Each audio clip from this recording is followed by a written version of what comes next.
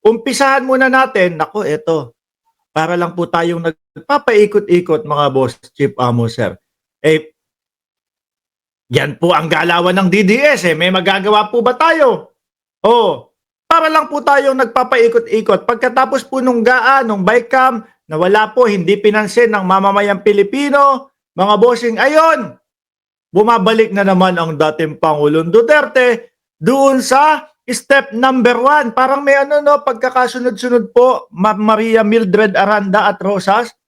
Pansin nyo, parang merong pattern sila. Kapag ka natapos na itong issue natin na to, balik tayo ulit sa number 1. Ganun lang ho eh. Nakakasawa mga bossing. Nakakasawa po. Tapos ang sasabihin ng mga kapwa nila, mga DDS, itapik mo naman yung sa 20 pesos na bigas. Ganun lang ho, paulit-ulit mga kababa. Ay naku po. Bakit?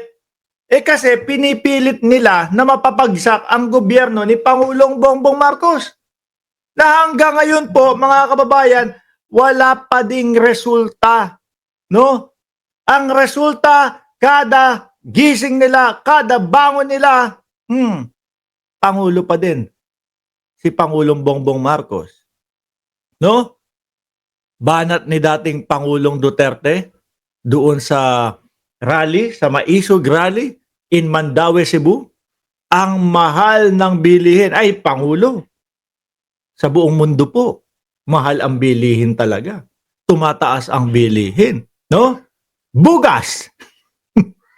Hindi kayo nahiya? Pinakanta nyo ng pinakanta yung mga alagad ni Buloyski doon sa Liwasang Bonifacio, bugas, bugas, bugas.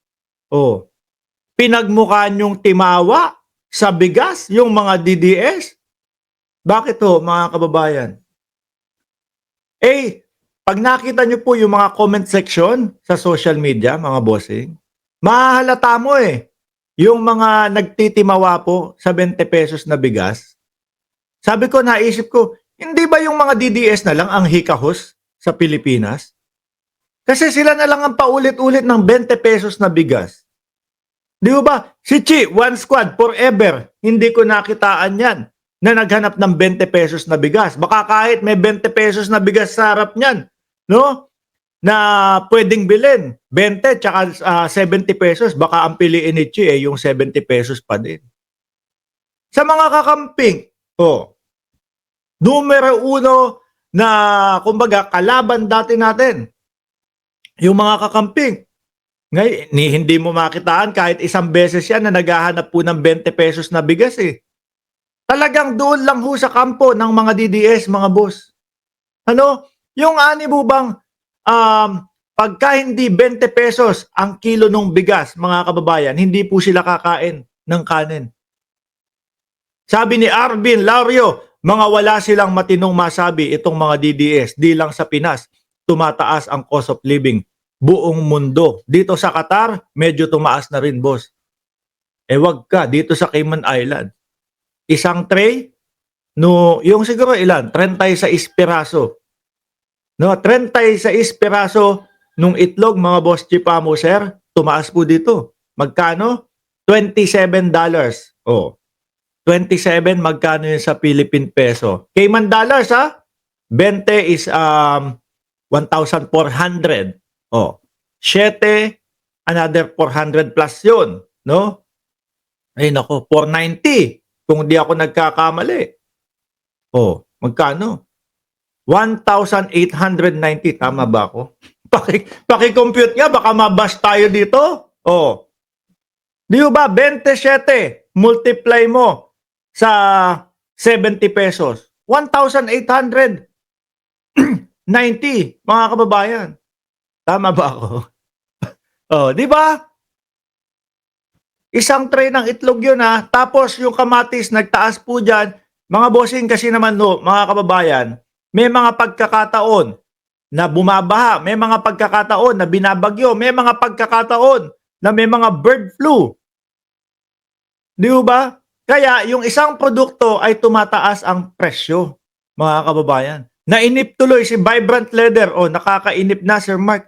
Sana dumating na ang ICC para mawala na sa Pilipinas ang mga nanggugulong Duterte. 20 pesos na bigas pa din, paulit-ulit, dating Pangulo. Kailan pa ho ito? No?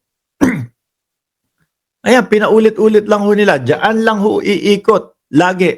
Mababang, kaso ito ho. No?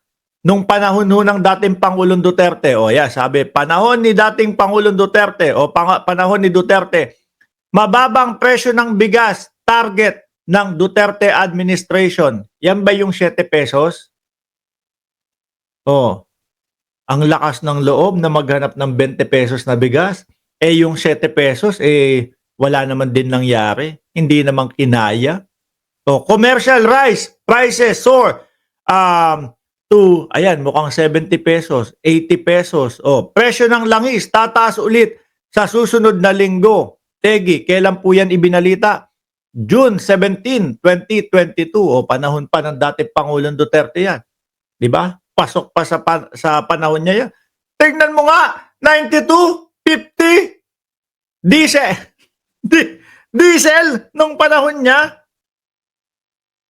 Kahit pa paano ngayon, okay na, di ba? Sabi ni Hel, hello sa inyong lahat. Hoy, nakakasuya na kayo, 20 pesos na bigas, magtrabaho na lang kayo, di ba? Kasi ang inaatupag ng mga DDS nila trabahong rally. Tara, sumama tayo doon sa rally. May budget, tara, mag-comment tayo kay Mark Ramos. Piso kada comment doon. Kaya po, kahit man lang yung 30 pesos, 40 pesos na bigas, umaangal pa ho sila. Hindi maghanap ng mga trabaho. Di ba? Panay po reklamo. Alam nyo po, may kasabihan. No? Kasabihan ba yun? Hindi, yung mga mayayaman, hindi ho ako kasama doon, ano? Yung mga mayayaman ho, ang ginagawa ho nila mga bossing, kapag kunyari meron silang ganyang hinaharap, hindi nila uunahing magreklamo.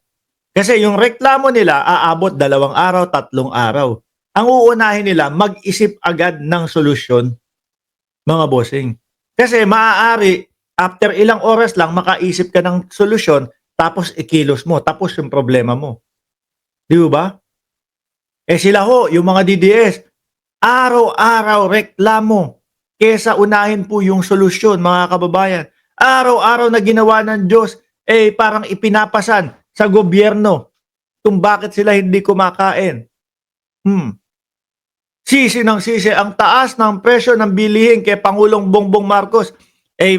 Ako ho, naniniwala ako, hindi naman 92.30 ang diesel ngayon dyan sa Pilipinas. Hindi naman po 99.45 ang presyo ng B-Power dyan sa Pilipinas. Hindi naman po 97.24, di ba?